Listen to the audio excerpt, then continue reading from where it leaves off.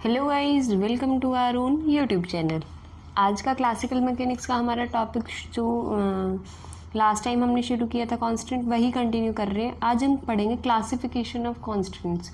Constants कितने कितने types के होते हैं, दो मैंने आपको बता दिए थे, फाइनाइट और डिफरेंशियल। डिफरेंशियल के और उसके नाम भी बताए थे, काइनेमेटिक और ज्योमेट्रिक। ठीक है, एक बार रिकैप्चुलेट कर लेते हैं। जो फाइनाइट होता था वो फ्री फ्रॉम वेलोसिटीज़ होता था। डिफरेंशियल जिसमें वेलोसिटीज़ प्रेजेंट होती थी। तो ये हमने सारा पढ़ लिया था लास्ट टाइम। डिफरेंशियल इंटीग्रेबल भी पढ़ लिया था कि जिसको हम इंटीग्रेट करके और उसमें से वेलोसिटीज़ को रिमूव कर पाए। ठीक है, अब उसी से रिलेटेड पढ़ेंगे हम वो डिफरेंशियल कांस्टेंट। या फिर एक बार देखते हैं, स्टेशनरी और रियोनॉमिक दो तरह के कांस्टेंट है। या फिर तुम ये पढ़ सकते हो स्क्लेरोनॉमिक और रियोनॉमिक। स्क्लेरोनॉमिक का ही दूसरा नाम होता है स्टेशनरी। तो स्क्लेरोनॉमिक कांस्टेंट कौन से होते हैं? स्क्लेरोनॉमिक कांस्टेंट वो होते हैं जिसमें टी आपको क्लियरली अलग से एक्सप्रेस नहीं कर रखा हो। ठीक है, वो फाइनाइट कांस्टेंट, ये मतलब ये फाइनाइट के टाइप है।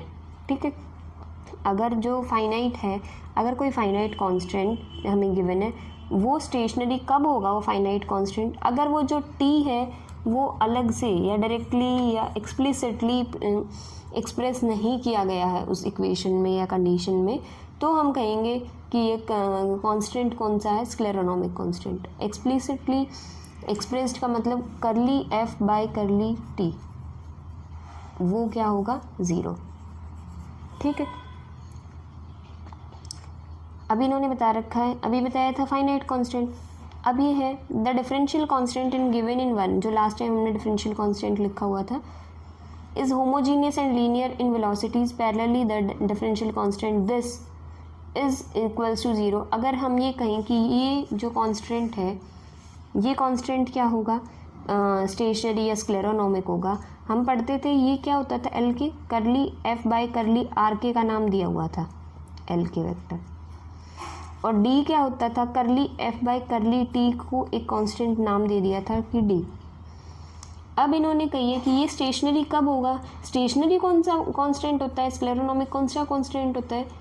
जब हमें करली एफ बाय करली टी जो है वो क्या आ जाए? ज़ीरो। अब डी क्या है? करली एफ बाय करली टी, तो इक्वल्स टू ज़ीरो, ये ज़ीरो हो जाए, मतलब डी ज़ीरो हो जाए। अगर हम कहें इसमें ये पूरा का पूरा जो डिफरेंशियल कांस्टेंट है उसको हम कब कहेंगे कि ये डिफरेंशियल कांस्टेंट? अभी पहले मैंने फाइनाइट के बारे में बता दिया था, अब बता रहे हो डिफरेंशियल के बारे में। इसको हम इस डिफरेंशियल कांस्टेंट को स्टेशनरी या स्क्लेरोनॉमिक कांस्टेंट कब कहेंगे? जब इसमें ये डी वाली जो टर्म है वो ज़ीरो हो जाए, क्योंकि डी क्या है? करली एफ बाय करली टी, और वो एक्सप्लिसिटली उसमें प्रेजेंट नहीं होता है टी, तो वो चीज़ क्या हो जाएगी? ज़ीरो। ठीक है, और एल के में क्या होते थे? ए के, एक्स के, इस तरह के वेक्टर्स होते थे। ठीक है, उसके सॉरी वेक्टर्स नहीं, एल के जो वेक्टर है उसमें उसके कोफिशिएंट या जो कांस्टेंट्स होते थे उसमें जो कोऑर्डिनेट्स हैं, टर्म्स हैं, वो कैसी होती थी? ए के, बी के, सी के, ये सारे जो हैं वो टाइम का जो है एक्सप्लिसिट फंक्शन में नहीं होते हैं। ठीक है, तो वो स्टेशनरी। अब आते हैं रियोनॉमिक कांस्टेंट पे। ठीक है, सेकंड टाइप का। अगर कोई पार्टिकल, एक मिनट, अगर कोई कांस्टेंट डायरेक्टली टाइम पे डिपेंड करता है या explicitly depends on time, then the constants are called rheonomic constant. Example के लिए दोनों का इकट्ठा दिखा रही हूँ। अब एग्जाम्पल स्टेशनरी और रियोनॉमिक के एग्जाम्पल्स बताऊंगी। अगर कोई पार्टिकल है, a particle is constant to move over a surface, किसी एक सरफेस पे बता रखा है, और उस सरफेस की इक्वेशन हमने लेट कर ली F R vector is equals to zero. उसकी पोजीशन ये है, आर वेक्टर मतलब कॉम्पोनेंट है इसके एक्स वाई जेड। ठीक है, तो F of X Y Z is equals to zero. ये क्या है? क्या इसमें वेलोसिटी है? नहीं है। क्या इसमें टाइम है? एक्सप्लिसिटली नहीं है। तो वेलोसिटी नहीं है, इसलिए ये क्या है? फाइनाइट। और इसमें एक्सप्लिसिटली टाइम नहीं है, तो ये क्या है? स्टेशनरी। तो ये कौन से कांस्टेंट होंगे? This is a finite stationary constant. ठीक है, अगर हम कहें कि वो जो है वो टाइम के साथ जो डिफॉर्मेशन हो रही है उस सरफेस की या चेंज हो रहा है, एक मिनट, अगर हम कहें, अच्छा अगर हम कहें वो टाइम टी के साथ एक्सप्लिसिटली जो टाइम टी है वो उस इक्वेशन में एक्सप्लिसिटली प्रेजेंट है, या टाइम के साथ वो जो डीफॉर्म कर रहा है, वो सरफेस जो है उसकी मूव कर रहा है या डीफॉर्म कर रहा है, तो वो टाइम उसमें आएगा, टाइम पे डिपेंड कर रहा है, तो वो स्टेशनरी कैसी है? अब वेलोसिटी तो नहीं है इसमें, तो वेलोसिटी नहीं है तो स्टेशनरी फाइनाइट और डिफरेंशियल में से तो फाइनाइट है, और स्क्लेरोनॉमिक या स्टेशनरी और रियोनॉमिक में से स्क्लेरोनॉमिक है। स्क्लेरोनॉमिक नहीं है क्योंकि इसमें टाइम प्रेजेंट है एक्सप्लिसिटली, ठीक है, क्योंकि अगर इसमें करली टी बाई करली एफ आ जाता है, करली एफ बाई करली टी आता है, तो वो ज़ीरो हो जाता है, ठीक है। तो अगर ऐसा हो रहा है कि वो चेंज हो रहा है विद रिस्पेक्ट टू टाइम, उसका सरफेस डिफॉर्मेशन हो रहा है, तो क्या है ये कि ये कांस्टेंट वेलोसिटी नहीं, इसलिए फाइनाइट तो है लेकिन स्टेशनरी नहीं है, ठीक है। तो एक एग्जांपल और देखेंगे इसमें।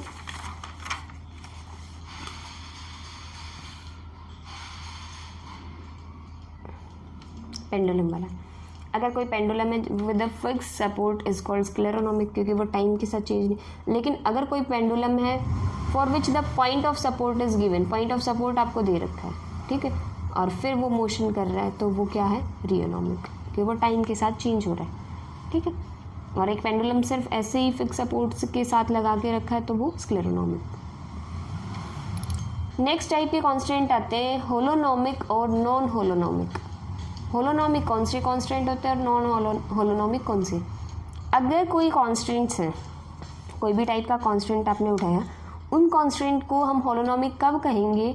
जब वो कॉन्स्टेंट, अगर उस कॉन्स्टेंट में से हम वेलोसिटी को हटा पाएँ, रिमूव कर पाएँ। मतलब अगर तुम्हें कोई कॉन्स्टेंट है जिसमें वेलोसिटीज़ हैं और तुम उसे इंटीग्रेट करके और हटा देते हो, तो वो जो रिजल्टिंग रिलेशन है वो वेलोसिटी नहीं होंगी, तो वो क्या कहलाएंगे? होलोनॉमिक। इसी तरह का याद हो तो वो पढ़ा था हमने इंटीग्रेबल वाला, डिफरेंशियल इंटीग्रेबल कांस्टेंट। इसमें क्या होता है कि हम शुरुआत कहाँ से करते हैं, कौन से टाइप के कांस्टेंट होते हैं डिफरेंशियल इंटीग्रेबल कांस्टेंट? जब तुम डिफरेंशियल कांस्टेंट्स को उठाओ और उन कांस्टेंट में से तुम इंटीग्रेट करके और वेलोसिटी को हटा पाओ, और इंटीग्रेट करके वेलोसिटी को हटा पाओ, तो वो क्या कहलाते थे? Integrable, differential integrable. लेकिन शुरुआत कहाँ से होती थी? डिफरेंशियल से। लेकिन यहाँ कहीं नहीं है कि होलोनॉमिक होने के लिए डिफरेंशियल होना ज़रूरी है, नहीं। कोई भी टाइप के अगर कांस्टेंट हैं और उसमें से अगर तुम वेलोसिटी को हटा पाते हो बाय इंटीग्रेशन, तो वो कहलाते हैं होलोनॉमिक, कि फ्री फ्रॉम वेलोसिटीज़ बना दो उस इक्वेशन को, ठीक है। एग्जाम्पल दे रखे हैं, दो पार्टिकल्स हैं, अगर वो किसी रॉड से कनेक्टेड हैं जिसकी लेंथ है l, तो वो constant equation is of the form किस तरह की है? r vector minus r2 vector के मोड का square minus l square is equals to 0। x1 x2 y1 y2 sorry x1 y1 z1 और x2 y2 z2, ये इसके कोऑर्डिनेट्स इन्होंने ले रखे r1 और r2 वेक्टर के। तो ये कौन से टाइप का होगा? होलोनॉमिक स्क्लेरोनॉमिक। क्यों है होलोनॉमिक स्क्लेरोनॉमिक? क्योंकि इसमें टाइम नहीं है, एक्सप्लिसिटली कहीं टाइम प्रेजेंट नहीं है। और अगर इसमें टाइम प्रेजेंट होता तो वो क्या कहलाते? होलोनॉमिक तो होते, क्योंकि इसमें वेलोसिटी नहीं है। लेकिन अगर ये जो लेंथ है वो चेंज होती रहती, मान लो कि वो जो रॉड है वो वेरिएबल लेंथ की है, तो वो क्या होता? होलोनॉमिक तो वो तब भी होता, क्योंकि वेलोसिटी तो उसमें तब भी नहीं होगी। लेकिन अगर वो टाइम के साथ चेंज हो रही है लेंथ, तो वो एक्सप्लिसिटली टाइम पे डिपेंड है, मतलब करली एफ बाई करली टी, ठीक है। चेंज इन एफ तो प्रेजेंट होगा, मतलब change in the length of road, ये जो चेंज है ये एग्जिस्ट करेगा, कुछ ना कुछ तो होगा, ज़ीरो तो नहीं होगा। तो अगर ये ऐसा कुछ हो जाता है तो वो फिर वो क्या कहलाएगा? होलोनॉमिक तो होगा, लेकिन वो स्क्लेरोनॉमिक नहीं होगा, क्योंकि टाइम एक्सप्लिसिटली अगर उसमें प्रेजेंट हो जाएगा तो वो रियोनॉमिक हो जाएगा। इसी के लिए मैंने एग्जाम्पल इससे कनेक्टेड लिखा थोड़ा सा, कि अगर दो पार्टिकल कनेक्टेड हैं by a rod of variable length, जो वेरी कर रही है वो टाइम के साथ चेंज हो रही है, देन द कांस्टेंट इक्वेशन जो है वो क्या? लेंथ जो है वो एफ स्क्वायर टी। अब टी पे डिपेंड है एक्सप्लिसिटली, टी पे डिपेंड है तो वो रियोनॉमिक होगा, वेलोसिटी नहीं है इसलिए होलोनॉमिक है, ठीक है। इसको तुम नेक्स्ट नॉन होलोनॉमिक। नॉन होलोनॉमिक कौन से होते हैं? सिर्फ डायरेक्टली वही, जब तुम्हें होलोनोमिक पता है तो नॉन होलोनोमिक वो कांस्टेंट होते हैं जो होलोनोमिक ना हो, ठीक है। नेक्स्ट है यूनिलेटरल कांस्टेंट। यूनिलेटरल कौन से कांस्टेंट होते हैं? यूनिलेटरल की एक पर्टिकुलर इनइक्वालिटी होती है, एक फॉर्म होती है कि अगर वो उस फॉर्मेशन में अगर तुम कोई भी कांस्टेंट लिख पाओ तो वो कहलाते हैं unilateral. F of T R के वेक्टर का डॉट मतलब टाइम, पोजीशन वेक्टर और वेलोसिटी वेक्टर, इसका फंक्शन है ग्रेटर देन इक्वल्स टू 0। मतलब अगर तुम इस इनइक्वालिटी के फॉर्म में तुम उस कांस्टेंट को लिख पा रहे हो तो हम कहते हैं वो क्या होगा?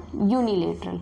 एग्जाम्पल के लिए दो particle connected by thread of length l, then the constant is expressed as, तो कांस्टेंट इस तरह से होगा कि भाई उनका जो लेंथ है, ठीक है, तो ये कांस्टेंट हम इस तरह से लिख पाते हैं। तो ये सारा है कांस्टेंट की क्लासिफिकेशन। टाइप ऑफ कांस्टेंट इधर ख़त्म हो जाते हैं।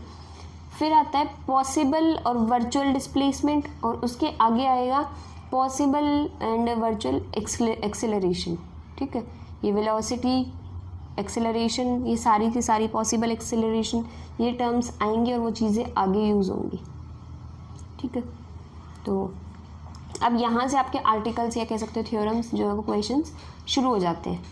अभी तक आपको ये पता चल गया कि कौन से टाइप के कांस्टेंट और कौन से टाइप के ये इक्वेशंस या इनइक्वालिटी फॉर्म या कांस्टेंट, फाइनाइट, डिफरेंशियल, इंटीग्रेबल, ये सारे आपको क्लियर हो गए होंगे। तो पॉसिबल और वर्चुअल डिस्प्लेसमेंट और पॉसिबल एक्सेलरेशन, ये टर्म्स जो है नेक्स्ट टाइम करेंगे हम, ठीक है। सो आज के लिए इतना ही रखते हैं guys. Thank you guys for watching my video. If you like it please like, share and subscribe my channel. If you have any doubt, any query, you can message me on Instagram or ask your question in the comment section also. I'll share my UPI ID and my Instagram ID in the comment section, in the description box. So thank you guys.